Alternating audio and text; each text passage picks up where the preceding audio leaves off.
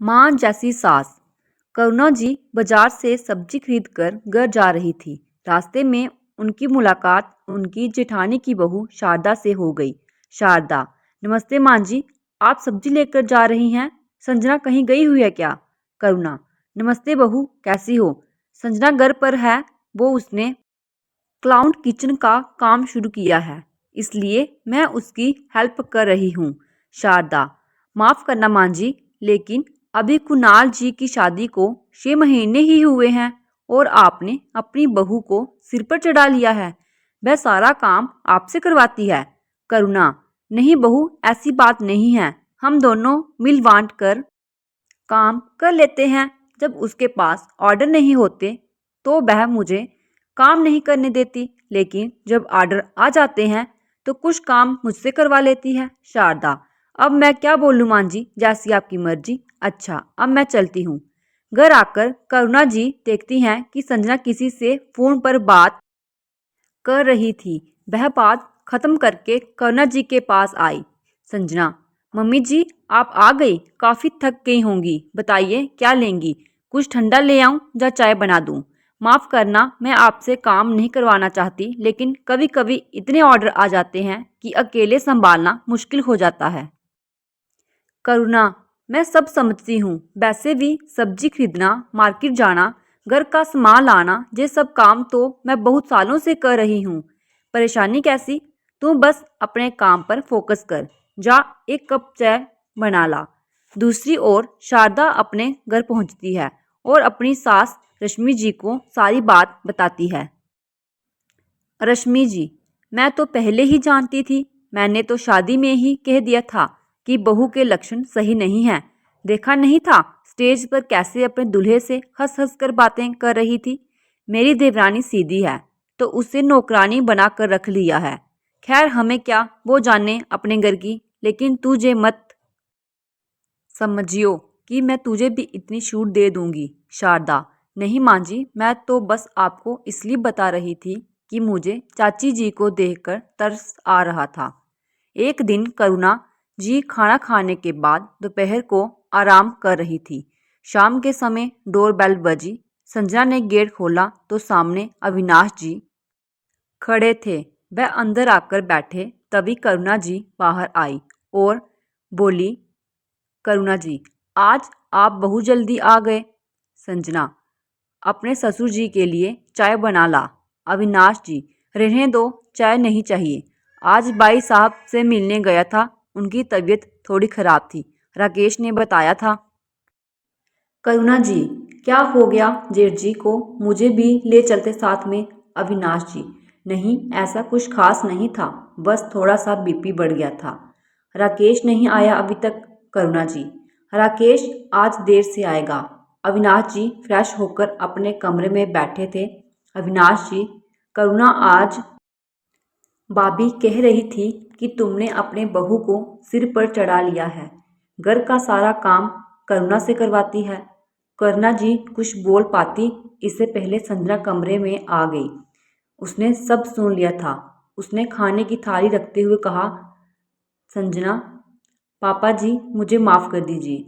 आज से मैं मम्मी जी से कुछ भी नहीं करवाऊंगी, चाहे मुझे अपना काम बंद करना पड़े। करुणा जी, चुप रहे बहू, मैंने तुझसे कोई शिकायत की है? बोलने दे जिसे जो बोलना है। मैं अपनी बहू का हर काम में साथ दूंगी। तू काम बंद नहीं करेगी, नहीं तो मैं गुस्सा हो जाऊंगी। संजना की आंखों से आंसू बह रहे थे। अविनाश जी, बेटी मैं तो बस ये बता रहा था कि भाभी क्या कह रही थी। तुम चिंता मत करो, हमें तुम्हारे काम से कोई परेशानी नहीं है। संजना, लेकिन मम्मी जी आपको बहुत परेशानी होती है, सारा दिन कुछ न कुछ काम लगा रहता है। करुणा जी, बहू मैंने तुझे हमेशा अपनी बेटी मानना है, तेरे लिए मैं कुछ भी कर सकती हूँ। हमारा रिश्ता सास बहू का नहीं, माँ बेटी का है। चिंता मत कर, जिसे जो बोलना है बोलने दे। इसी तरह समय बीत रहा था। एक दिन करुणा जी सुबह उठकर ड्राइंग रूम में आई तो देखा संजना किचन में नहीं है।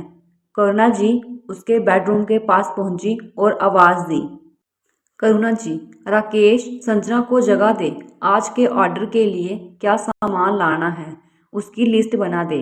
राकेश, मम्मी वो संजना को तेज बुखार है। करुणा जी ने अंदर जाकर देखा, संजना को तेज बुखार था। संजना, मम्मी जी मैं बस अभी गोली खाकर आती हूँ, किचन में देखूंगी क्या सामान है क्या नहीं। करुणा जी, नहीं तू बस आराम कर, मैं अभी तुझे दवाई देती हूँ, आज तू कुछ नहीं करेगी। संजना, नहीं मम्मी, अगर ऑर्डर टाइम पर पूरे नहीं हुए तो रेटिंग गिर जाएगी, मैं बस थोड़ी देर में आती हूँ। करुणा जी, नहीं ला अपना फ़ोन दे, मैं देखती हूँ क्या भेजना है। संजना के मना करने पर भी करुणा जी नहीं मानी और उसका फ़ोन लेकर ऑर्डर चेक करने लगी। फिर वो फटाफट किचन में गई और सारे ऑर्डर एक के बाद एक पूरे करने लगी। शाम तक सारा काम निपट गया। रात को करुणा जी संजना के कमरे में गई। करुणा जी, बहू तुझे तो अभी भी तेज बुखार है। राकेश, एक काम कर, तू अपने पापा के पास सो जा, मैं आज संजना के पास रुकूंगी। संजना, मम्मी जी मैं ठीक हूँ, आप अपने कमरे में सो जाइए, जहाँ आपको नींद नहीं आएगी। करुणा जी, चुप रह, बस तू आराम कर, बाकी हम पर छोड़ दे। करुणा जी रात भर संजना की देखभाल करती रही। सुबह तक संजना बिल्कुल ठीक हो गई थी। करुणा जी सो रही थी। संजना आकर उनके पास बैठ गई। वह मोबाइल देख रही थी। उसकी आंखों से आंसू बह रहे थे। करुणा जी, अरे पता ही नहीं चला कब नींद आ गई, तू रो क्यों रही है, तू ठीक तो है। संजना, मम्मी जी मैं बिल्कुल ठीक हूँ, कल आपने 12 ऑर्डर भेज दिए, वो भी अकेले। करुणा जी, क्या हुआ, कहीं कुछ गलत तो नहीं चल गया, किसी ने कंप्लेंट तो नहीं की ना, बता ना, रो क्यों रही है। संजना, मम्मी जी आपका बना खाना कस्टमर को बहुत पसंद आया, सबने अच्छी रेटिंग दी है, मुझे गोल्डन मेंबर बना दिया है। आप दिन भर खाना बनाती रही और रात भर मेरी देखभाल करती रही। करुणा, हे भगवान तूने तो डरा दिया, पागल, मैंने कहा था कि तू मेरी बहू नहीं मेरी बेटी है, क्या एक माँ अपनी बेटी के लिए इतना भी नहीं कर सकती। संजना अपनी सास से लिपट गई। ऐसी ही और मज़ेदार कहानियाँ सुनने के लिए मेरे इस चैनल को सब्सक्राइब करें और नई नई कहानियों का आनंद